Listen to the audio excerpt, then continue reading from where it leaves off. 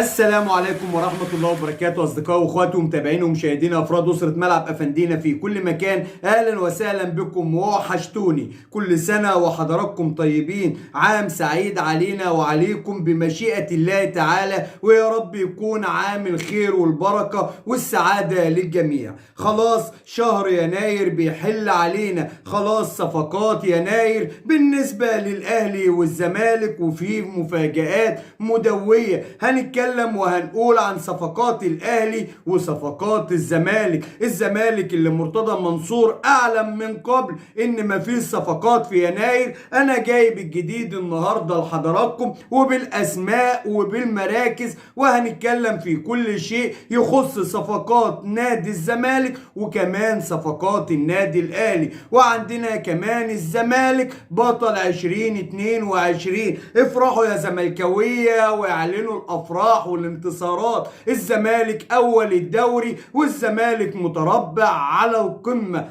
هنخش في كل مواضيعنا وحكاياتنا ورواياتنا، بس حابب اطلب طلب من اخواتي الغاليين المحترمين اللي دايما واقفين في ظهري، ما تحرموناش من اللايك. زرار اللايك ما بيكهربش، زرار اللايك ده هيفرحك وهيفرحني. هيفرحك انه هيطلع لك شوية بلالين وافراح، وهيفرحني انه هيساعدني ان صوتنا يوصل لكل الناس بمشيئة الله تعالى. يلا بينا بقى نخش في موضوعنا. طب يلا بينا. صفقات الزمالك والاهلي على صفيح ساخن. صفقات الزمالك والاهلي لتدعيم الفريق شغاله من نار. بس قبل ما نتكلم في الصفقات هنخش كده ونبارك لجماهير الزمالك العظيم، شعب الزمالك المحترم. 1000 مليون مبروك تربع قمة الدوري عن جدارة واستحقاق، بعد ما فاز الزمالك على الاسماعيلي واصبح اول الدوري بفارق الاهداف عن النادي الاهلي، ليثبت ان عام 2022 هو عام السعادة للزملكاوية، هو العام اللي الزمالك فيه هو بطل مصر الحقيقي. الزمالك خلال عام 22 قدر انه يحصد على دوري 21-22، وقدر انه يحصل كمان على الكاس، وبينهي العام وهو متربع على قمة الدوري عشان يرد للجماهير اعتبارها ويقولوا الفرقة احنا فريق جبار، فريق من نار، احنا نازلين ناخد الدوري السنة دي بجد مش هزار. الزمالك ناويها وشكله هيعمل انجاز تاريخي ويحقق البطولة الثالثة على التوالي، في يعني انجاز ما حصلش في تاريخ نادي الزمالك من قبل. اللعيبة قعدت مع بعضها بعد الإخفاقات المتتالية وتعادل 3 ماتشات، قالوا الجماهير اللي بتيجي ورانا دي من كل مكان تستحق السعادة، وما ينفعش العام ينتهي إلا وإحنا متربعين على قمة الدوري. مليون مبروك لجماهير نادي الزمالك، ومليون مبروك لإدارة الزمالك، ومليون مبروك للاعبين والجهاز الفني. قمة الدوري حتى الآن.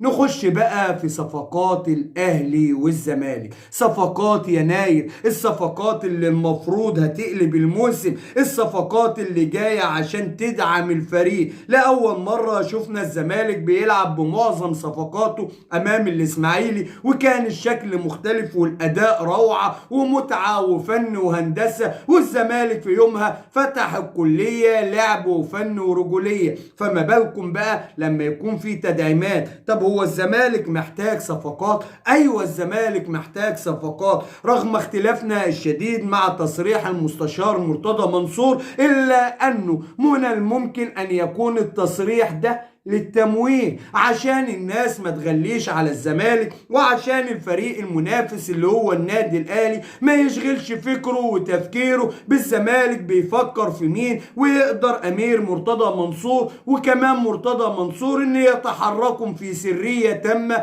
لجلب الصفقات. طب هم مين الصفقات وايه المراكز يا عم افندينا؟ ما تقول بقى وتنجز. هقول لحضرتك الزمالك محتاج مدافع قوي بعد غياب الونش، ربنا يرجعه لنا بألف سلامة بمشيئة الله تعالى. الونش أثر بغيابه على أداء دفاع نادي الزمالك، وده شيء ملحوظ للجميع. فالزمالك محتاج مدافع قوي بجوار الزناري وحسام عبد المجيد عشان يكون عندك مخزون استراتيجي في هذا المركز. فالزمالك اتفق مع مين؟ اتفق الزمالك مع احمد ياسين مدافع البنك الاهلي. احمد ياسين يعتبر واحد من افضل المدافعين هذا الموسم. احمد ياسين لو الصفقة تمت تكون صفقة مدوية في دفاع نادي الزمالك. طب هو ده المركز الوحيد اللي الزمالك محتاجه؟ هقول لحضرتك لا، الزمالك محتاج كمان باك رايت ومحتاج مهاجم، وخصوصا ان الزمالك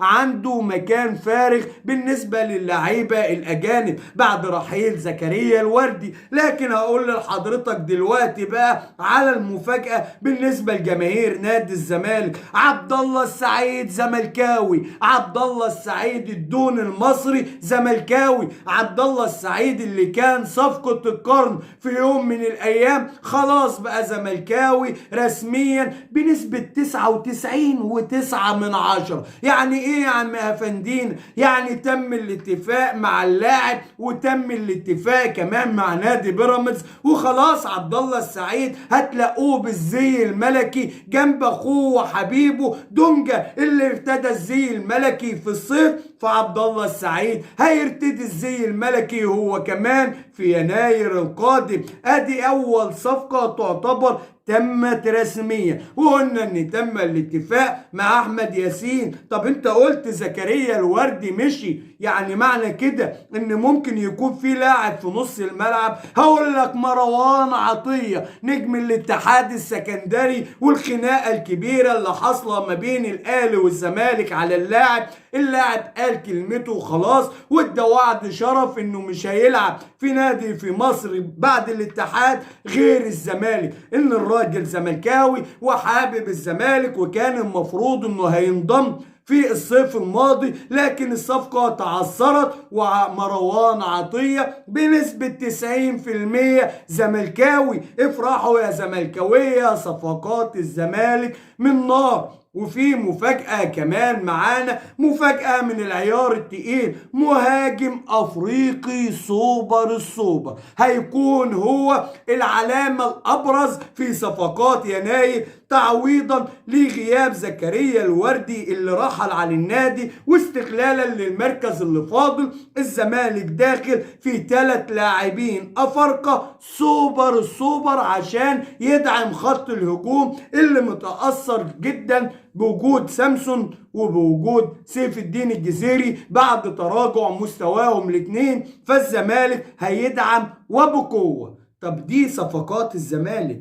انت قلت لنا في صفقة للاهلي وقلت ان هي شبه رسمي. لا، انا بقول لحضرتك صفقة الاهلي الرسمي 1000000%، واللي الاهلي هيعلن عنها خلال ايام قليلة. صفقة مدوية ولاعب حكاية وحدوتة قلنا عليه هنا قبل كده، لكن احنا بنأكد الخبر وبنقول ان الاهلي خلص كل شيء، وجايب لكم كمان رقم الصفقة والاهلي هيدفع كام.